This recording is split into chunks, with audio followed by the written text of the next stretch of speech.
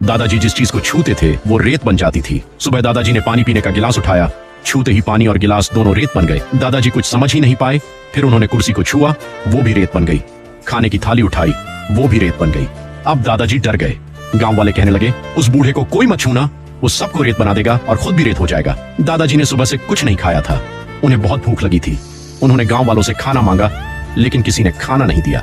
सब अपने अपने घर चले गए। दादाजी दुकान पर गए, लेकिन दुकानदार ने भी उन्हें भगा दिया। आखिर में दादाजी अपने बेटे के पास गए, लेकिन बेटा डर कर बोला, पिताजी आप सबको रेत बना देंगे। इतना कहकर उसने दरवाजा बंद कर लिया। फिर गांव के मुखिया ने घोषणा कर दी, इस बूढ़े को गांव से बाहर निकाल दो। 4-5 लोगों ने दादाजी को धक्का देकर गांव से बाहर निकाल दिया। दादाजी गांव छोड़कर जंगल में जाकर बैठ गए और रोने लगे। तभी वहां से एक साधु गुजर रहे थे। उन्होंने दादाजी को देखा और पूछा, क्या हुआ पुत्र? दादाजी ने सारी बात बता दी। तब साधु मुस्कुराकर बोले, तुम किसी को रेत नहीं बना रहे, लोगों ने तुम्हारे दिल को रेत बना दिया है। इतना कहकर साधु ने दादाजी को आशीर्वाद दिया और वहां से चले गए। अचानक जादू बदल गया। अब दादाजी जिस चीज को छूते वो सोना बन जाती थी। दादाजी ने एक पेड़ की डाल छुई, वो सोने की हो गई। पत्थर को छुआ, पूरा पत्थर सोने का बन गया। आम के पेड़ को छुआ, वो भी सोने का हो गया। दादाजी समझ गए कि ये साधु का आशीर्वाद है। फिर दादाजी गांव लौट आए और गरीब लोगों की मदद करने लगे। एक गरीब आदमी काम कर रहा था, दादाजी ने उसकी कुदाल को छू दिया, पूरी कुदाल सोने की बन गई। इसके बाद गांव वालों को अपनी गलती का एहसास हुआ।